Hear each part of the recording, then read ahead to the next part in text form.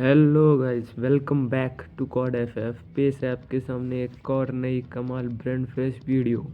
आज का हमारा टॉपिक है टिप्स एंड ट्रिक्स के ऊपर, जिसमें कि आपको मैं बताऊंगा 5 ऐसी टिप्स जो आपको फॉलो करनी है, आपको अपने गेम प्ले में अप्लाई करनी है, जिससे कि आपका गेम प्ले एकदम गॉड लेवल बनेगा। चलिए बढ़ते हैं आगे और आपको बताते हैं। जैसे कि मैंने पहली सीरीज़ अपनी निकाली थी नूब 2 प्रो सीरीज़, जिसमें मैं आपको best assault rifles, best SMGs, best shotgun बताई थी, जिससे कि आप नूब 2 प्रो तो बन गए, लेकिन नूब 2 लेजेंड बनने के लिए आपको टिप्स एंड ट्रिक्स इस सीरीज़ में निकालूंगा, जिससे कि आप फॉलो करके बन सकते हैं नूब 2 लेजेंड।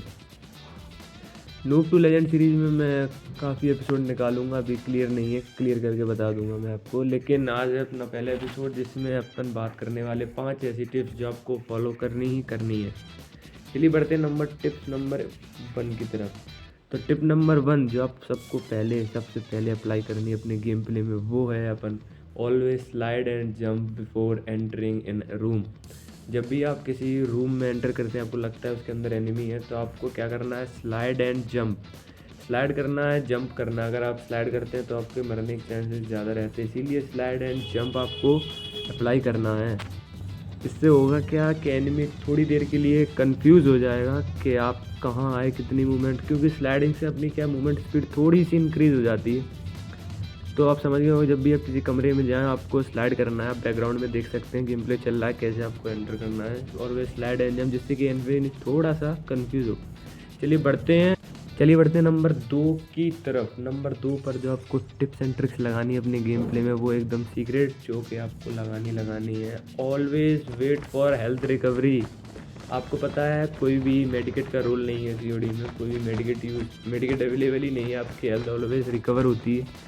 तो जो कहते हैं आपको डैमेज दे, आपको क्या करना है, रश नहीं करना है। अगर आप उसको भी थोड़ा डैमेज दे देते हैं, रश नहीं करना है।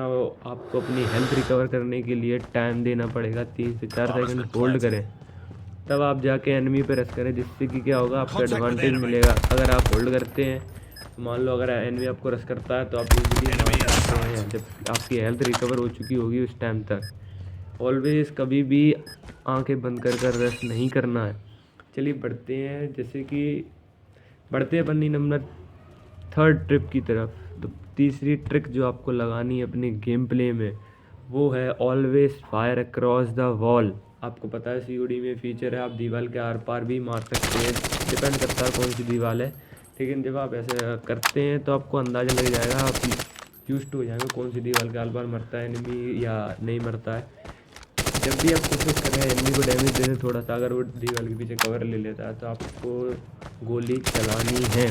उस पर गोली दीवार के आर पार चला के देखनी है वो मर रहा है कि नहीं मर रहा है। एनिमी के मरने के चांसेस इसमें 50-50 रहते हैं। अगर दीवार थोड़ी पतली हुई या लकड़ी की हुई, लकड़ी के आसपास तो मर ही जाता है। लकड़ी के आर पार अगर मार दे, अगर चेक कर लिया आपने लकड़ी की वॉल है, तो आप उसको मार सकते हैं। चलिए बढ़ते हैं नंबर 4 टिप्स के ऊपर। जो 4 टिप्स एंड ट्रिक्स जो आपको अपने गेम प्ले में लगानी है, वो है ऑलवेज फाइट डिफेंसिवली। आपको हमेशा फाइट डिफेंसिवली खेलनी है, कवर लेके खेलनी है। आपको कवर लेकर ही मारना है, ओपन में किसी भी एनिमी को नहीं मारना है। जब आप कवर लेते हैं तो क्या रहता है, एनिमी आपको अगर डैमेज देता है तो आप इजीली कहीं भी छुप सकते हैं, पीछे उसके क्राउच प्रोन पोजीशन में क्राउच कर सकते हैं, स्लाइड करके आप कवर में जा सकते हैं, दूसरे कवर की तरफ जा सकते हैं, जिससे क्या होगा, आप बच जाएंगे, एनिमी को पॉइंट नहीं देंगे।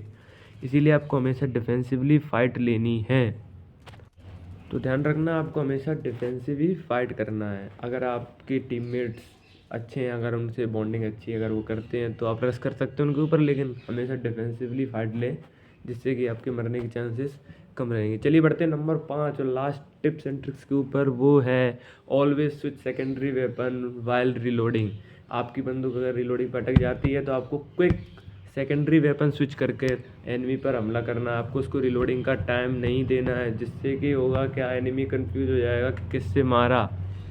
समझ गए होंगे आप हमेशा सेकेंडरी वेपन स्विच कर लें, जिससे क्या होगा कि अगर आप पिस्टल रखते हैं, पिस्टल पे स्विच कर सकते हैं। हमेशा लोड आउट में पिस्टल रखें। अगर क्लोज रेंज में है तो आप मीली वेपन यूज़ कर सकते हैं, और लेकिन अगर क्विक वेपन स्विच में अगर आप हमेशा पिस्टल वगैरह ज़्यादा प्रेफर करें तो आपका ये एडवांटेज होगा।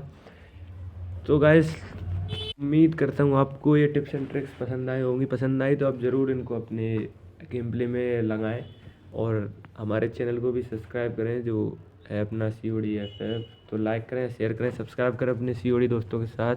Thanks for watching.